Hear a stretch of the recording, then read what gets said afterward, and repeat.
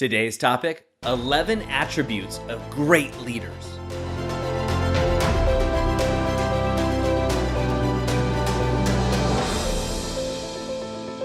Hi, I'm Doug Holt, author of Your Own Story, and this is your Daily Growth Hack, where each day we give you a tip, trick, or insight to help you up-level what we call the 5 to Thrive. That is your mind, your body, your soul, your relationships, and your business. Now, over the weekend, I reread the book by Napoleon Hill, Think and Grow Rich. Now, this is an iconic classic, especially in personal and business development. Now, the reason it's been so prevalent over the years is because the message still rings true today. And in fact, most of the seminars and workshops I've been to over my lifetime have actually included elements of Think and Grow Rich within them. So I like to go back to the source. And plus, I really find that it's just as applicable today as it was before. And one of the things that Napoleon Hill talks about is in order to actually think and grow rich, you must be a great leader. You can either be a leader or a follower. Now, followers, everybody, there has to be a group of followers, but followers don't become successful. Leaders become successful. This doesn't mean you have to be an entrepreneur or a leader in the political space, but a leader within yourself and a leader within your community. So here are Napoleon Hill's 11 attributes of great leaders. Number 1, an unwavering courage, right? So no follower really wants to follow somebody who's scared or timid, and a leader needs to have unwavering courage, the courage to step out above and beyond themselves. Now, if you're listening to these daily growth hacks and actually doing the work, this defines you. You have the courage to go into the uncomfortable zone. That's part of growth. Number 2, self-control. Right? You have to have self-control to be a great leader. You have to have control of your emotions, control of your temperament, control over yourself so you don't overindulge in lots of areas, but also control when you're actually doing business dealings if you're a business person, and control in your personal relationships. Number 3, a keen sense of justice. Now, this is just really about being fair. It's actually having that innate ability to understand what is fair and what is not. Nobody wants to follow a leader that's not fair. Number 4, definiteness of decision.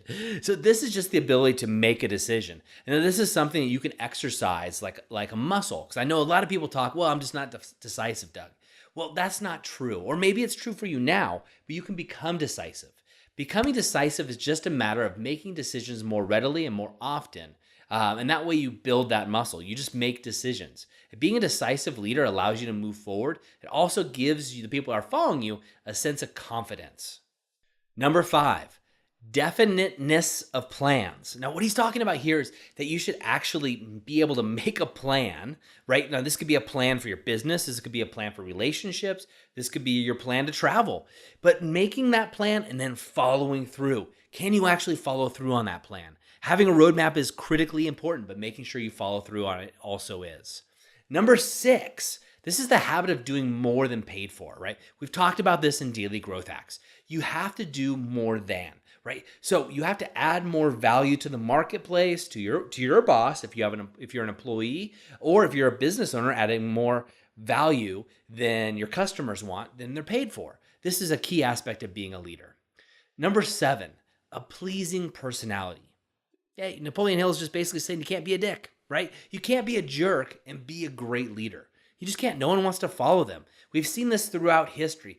People will follow a tyrant for time, right? But they don't actually follow him when the road gets rough. And when that tyrant, their thumb is off them, they leave immediately or they rebel. Number 8, sympathy and understanding. You have to be able to sympathize with people and what they're going through and understand their plight. We're all on a different journey. We're all the authors of our own story. And you have to be able to understand your followers, understand the people around you. What are they going through? And be able to sympathize with them. Having that sympathy. Remember, this is people to people. You understand that everybody's got a different struggle and everybody's got a different journey. Number 9, mastery of detail. You have to be able to get into the weeds and look at the details. You can't just be a visionary. Of course, you have to have a vision. All leaders do by definition, but you have to also be somebody who can execute on that plan and get into the details and know those things about your business or relationship or whatever it is you're working on. I'm going to use business as my example here because it's so clear to me as a business owner, and I coach business owners, that you have to be able to get into the details. You should know your numbers in your accounting and your bookkeeping. You should know what your employees are doing, your tasks, everything. You got to know the details. Number 10, willingness to assume full responsibility. Now, we've talked about this before on different daily growth hacks. So the willingness to actually assume that you are taking full responsibility for everything that's going on.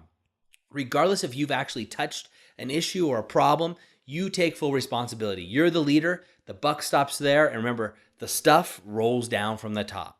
And lastly, number 11, cooperation. A leader must be able to cooperate with other people. You've got to work well with others or play well with others, right? Cooperation is a key cornerstone to a good leader and a good leadership.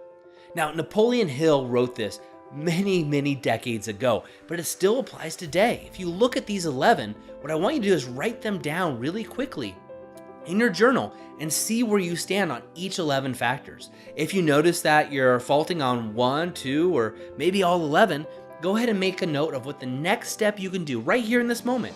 The next step you can do to improve those particular items, right? I believe you do need to have all 11 of these to be an effective leader. There's more, in my opinion, but these are 11 key steps to becoming a good leader in anything that you're doing, whether it be a nonprofit, whether it be a school organization, whether it be a multinational corporation or a political aspiration. You must have all 11 of these traits to be an effective leader, or your actual foundation will crumble behind you.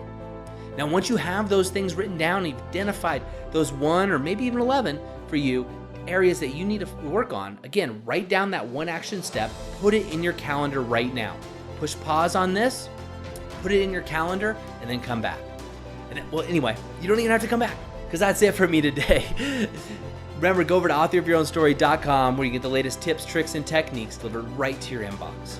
Have a great day, and remember, be the author of your own story. I hope you enjoyed today's Daily Growth Hacks. Please put your comments right down below, and remember to click subscribe. This way we can ensure that we're delivering these Daily Growth Hacks right to you each and every day. On behalf of the whole team here, remember, go out and be the author of your own story.